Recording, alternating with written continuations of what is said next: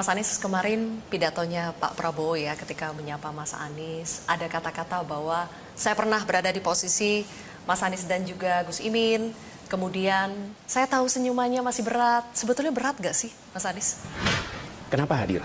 Saya ingin menghormati proses bernegara, menjunjung tinggi etika di dalam demokrasi. Dan ketika kita menjalani proses pemilihan umum presiden, dari awal sampai akhir kita tahu nanti akan ada keputusan. Di ujung, pasti akan ada keputusan. Dan kita harus menghormati keputusan.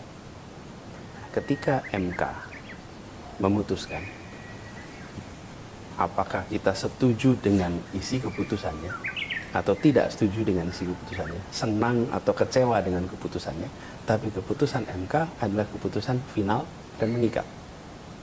Karena itu saya sampaikan, ini bukan soal perasaan, ini soal bernegara. Dan begitu itu diputuskan, maka kita hormati keputusan itu. Dan cara menghormati keputusannya adalah dengan mengikuti proses hingga tuntas.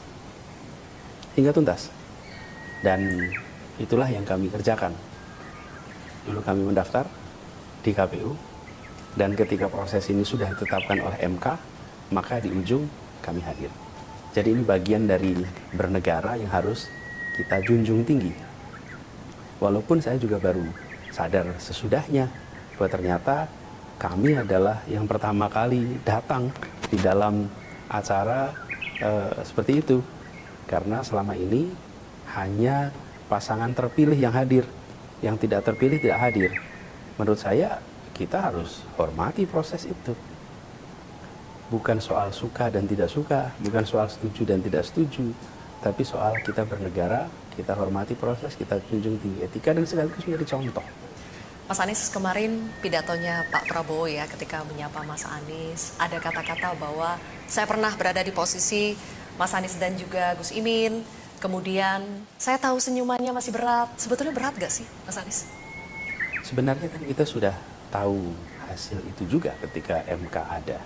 Dan seperti saya katakan tadi, ini bukan soal senang atau tidak senang.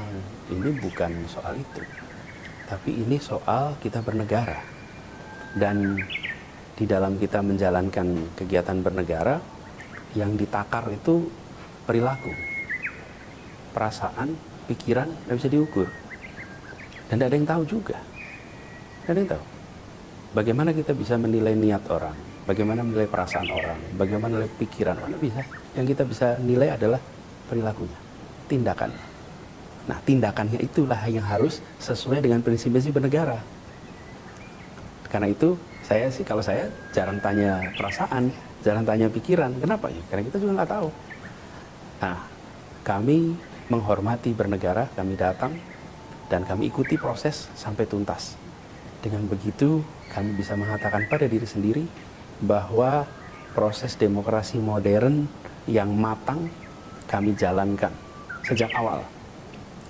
Karena selama kampanye kami juga mencoba untuk berkampanye yang membawa perspektif baru, yang bisa mencerahkan, bisa membantu ikut mencerdaskan kehidupan bangsa. Kita ingin proses yang lebih baik, yang lebih sehat di dalam kampanye. Nah, itu harus kita akhiri juga dengan cara menjaga kehormatan proses ini. Salah satunya adalah dengan datang di acara KPU itu. Jadi bukan soal perasaan ya, itu tidak relevan ya Mas Anies? Ya, kami menghormati, tapi yang penting adalah kita jaga kehidupan bernegara itu. Oke. Salah satu peristiwa unik yang terjadi kemarin dan banyak disoroti masyarakat adalah ketika Pak Prabowo menyalami Mas Anies. Ada gestur seperti gemas gitu ya, tapi semuanya tertawa pada saat itu. Apa yang sebetulnya terjadi Mas Anies? Ya memang suasana akrab aja, suasana akrab, suasana dekat, dan ya yang itu yang dilihat itulah yang terjadi. Sambil ngomong apa tuh Mas Anies?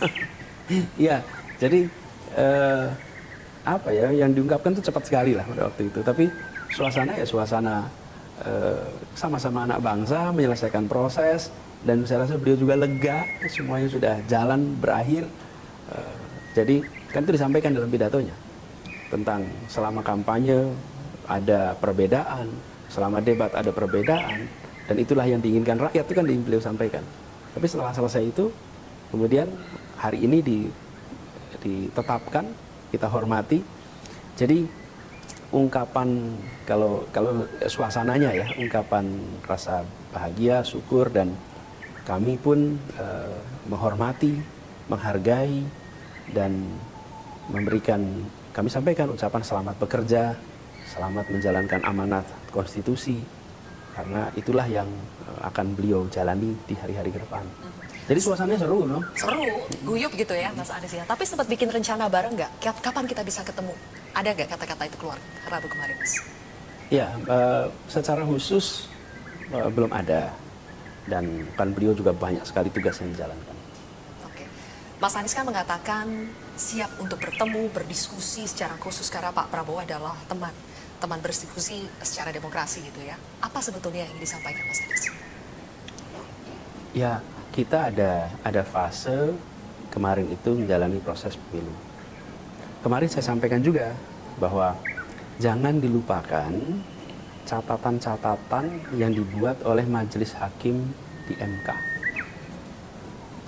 Majelis Hakim di MK ini memberikan rekomendasi-rekomendasi perbaikan dan memberikan pengakuan adanya anomali-anomali di dalam pelaksanaan pemilu kemarin.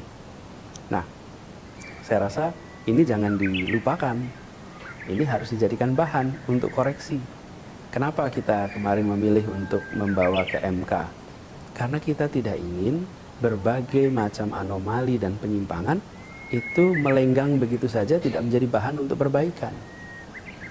Dan ketika MK memutuskan, kami hormati. Tapi MK juga memberikan catatan-catatan. Jadi kemarin ketika di KPU, saya samain itu oleh teman-teman media. Kami hadir, tapi juga kami berharap pemerintah, DPR untuk mengambil catatan-catatan MK sebagai bahan perbaikan pemilu Pilpres kita ke depan. Dan spesifik yang harus dikerjakan oleh pemerintahan Prabowo Gibran sesuai dengan catatan MK itu yang mana, Mas Anies? Saya rasa ada banyak ya yang terkait dengan pelaksanaan. Salah satu yang diusulkan adalah tentang undang-undang kepresidenan. Ada usulan tentang kebijakan bansos, ada usulan tentang kebijakan pengelolaan aparatur negara sehingga netralitas itu benar-benar terjaga. Itu banyak item-itemnya. Nah, tinggal dilihat aja karena dokumennya itu lebih dari 1000 halaman yang ditulis oleh Majelis Hakim MK. Dan saya rasa itu bahan-bahannya sangat kaya. Nah, kami memilih untuk mengikuti proses hingga akhir sambil juga mengatakan ini ada catatan yang harus diperbaiki ke depan supaya mutu pemilu kita menjadi lebih baik, demokrasi kita menjadi lebih baik. Karena begini, institusi demokrasi yang baik itu sama pentingnya dengan institusi ekonomi yang baik. Karena keduanya akan membuat proses pengambilan keputusan dan proses pensejahteraan itu berjalan dengan baik.